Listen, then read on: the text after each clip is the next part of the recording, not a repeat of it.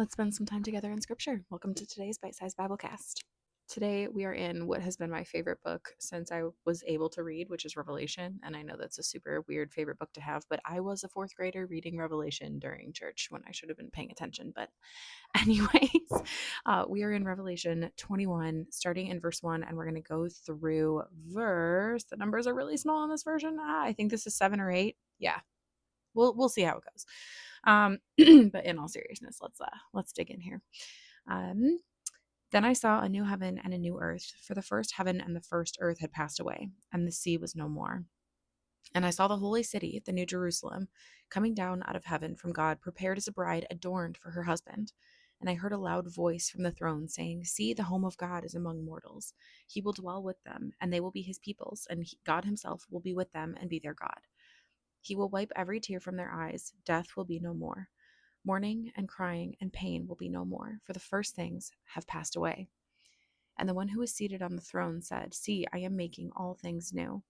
Also he said, "Write this, for these words are trustworthy and true." Then he said to me, "It is done. I am the Alpha and the Omega, the beginning and the end. To the thirsty I will give water as a gift from the spring of the water of life. Those who conquer will inherit these things, and I will be their God, and they will be my children. But as for the cowardly, the faithless, the polluted, the murderers, the sexually immoral, the sorcerers, the idolaters, and all liars, their place will be in the lake that burns with fire and sulfur, which is the second death. Now, the YouVersion verse of the day today was just the verse that talks about he will wipe every tear from their eyes, death will be no more, mourning and crying, and pain will be no more, for the first things have passed away. And as I like to do, I was like, okay, well, let's see what the surrounding verses say, because that verse right there is very appealing to me right now. To be a little bit vulnerable with you, I've shared quite a bit about my journey with my husband. My husband has brain cancer. He's stable right now. We're in the monitoring phase. He also had a completely separate kind of cancer that popped up like a month or two into our marriage. His family just like gets cancer, like it's a cold. It's kind of insane. And we make a lot of dark jokes about it because how else are you supposed to cope, right?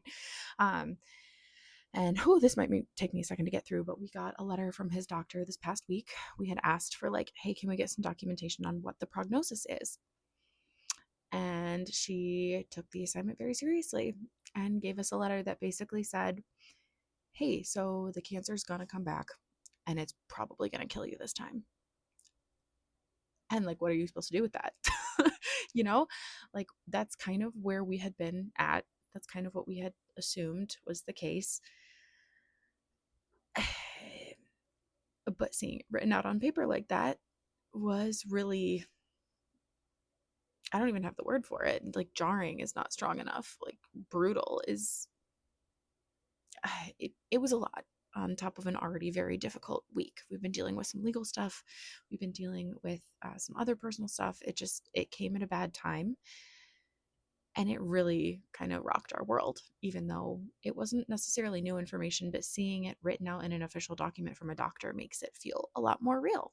Like when we met, he was in the middle of chemo. He had finished radiation like a couple months prior and was like not even halfway done with chemo. So it's not like any of this is new information. But so death is kind of just a constant shadow in our lives. And the cloud got a little darker recently. And so instead of just taking this verse as it was presented as a single verse, as some comfort, just something to, okay, well, the words of God say that like death is going to be no more. Okay, let's actually look at what the entire chapter says. I think technically we read half the chapter, but you know what I mean. I think this passage is well balanced for us in our modern view of Christianity, of Christ's teachings, of scripture, all of that, because we have this hope at the very beginning. All things will be made new. Death is going to die, essentially. Like, we are going to be restored to what God initially intended when he created us. But then there's also that counterbalance, right? Of, okay, but that's not just going to be the universal experience. Following Jesus is not about raising your hand and going to the front and saying a couple words when you're 9 in Sunday school and then you're good for the rest of your life. Scripture does not support, Jesus' teachings do not support that. Following Christ isn't a completely transformational experience that goes on for your entire life. I grew up a lot of times going to a Christian Reformed church. My grandparents were Dutch, and so when we would visit them, we would go to a Christian Reformed church. and they practiced infant baptism. And the idea was shared that, hey, this baby's good to go now. And this baby is headed for heaven.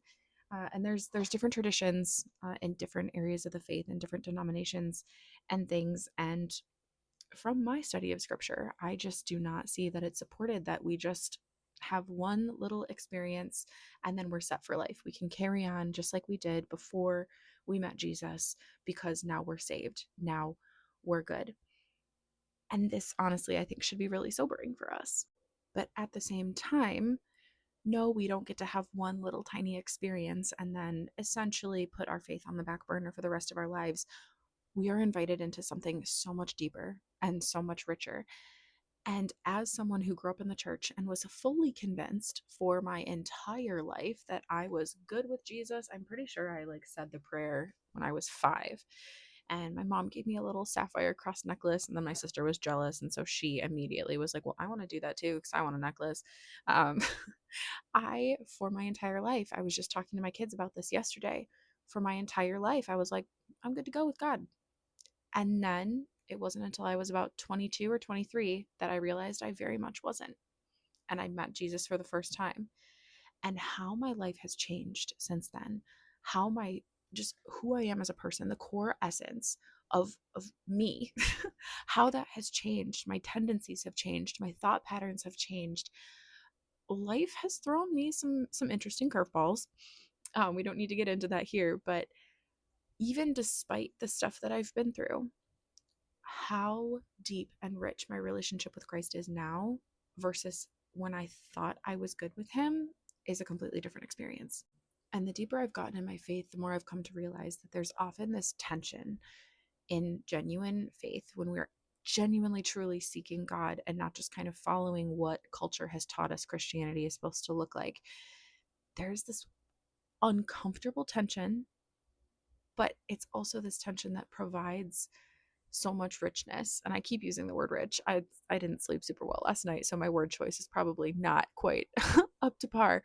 Um, but there's just this tension, right? We've got hard truth and also ridiculous grace. I love that song from Torrin Wells that talks about hard truth and ridiculous grace.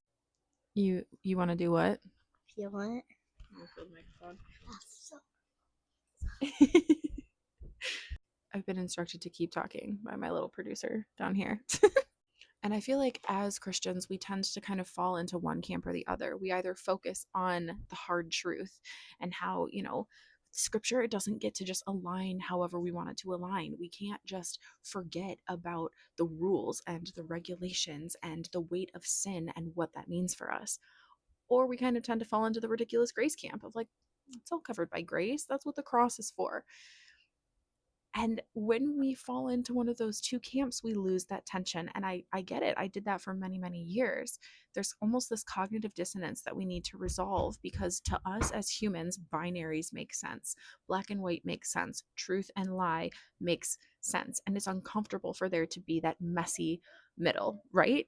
And that's just not what our faith is meant to be. So I want to invite you to sit in that messy middle today. Think about maybe where you fall. Do you tend to lean more towards the almost legalistic side of things or the completely focused on liberty side of things? Do you kind of tend to fall somewhere in the middle? I would love to hear your thoughts about this in the comments, but I want to invite you to sit with God in that today and ask Him to inform where you're at and where you need to go. Even go so far as to ask Him to give you a next step, tell you specifically what you should be focusing on right now and how you can embrace that tension of there being hard truth while there also being ridiculous grace as we're looking forward to all things being made new while still wrestling with the realities of death and sin and pain and how our actions affect each other and how others' actions affect us. It's deeply uncomfortable, but it's meant to be. This is not our final home. And that can be both incredibly comforting and wildly disconcerting, and that's okay. And finally, I would love if you took a moment to follow, subscribe on whatever podcast platform you are listening on, and share this video or podcast with someone who needs to hear it. I post these videos as podcast episodes. My podcast is the True Grit Podcast with Rachel Grit. And that typically happens a couple times a week, but also we are over here living with neurodivergence and multiple custody schedules and multiple cancers that require monitoring and multiple chickens that are running around my backyard right now. We've got a lot going on. And so over here, we are all about seeking, finding, and living the abundant life that Jesus offers while working with the messy brains that he gave us. And so if that sounds inviting to you, I would love for you to follow along. Thank you for joining me, and I will see you in the next one. Bye.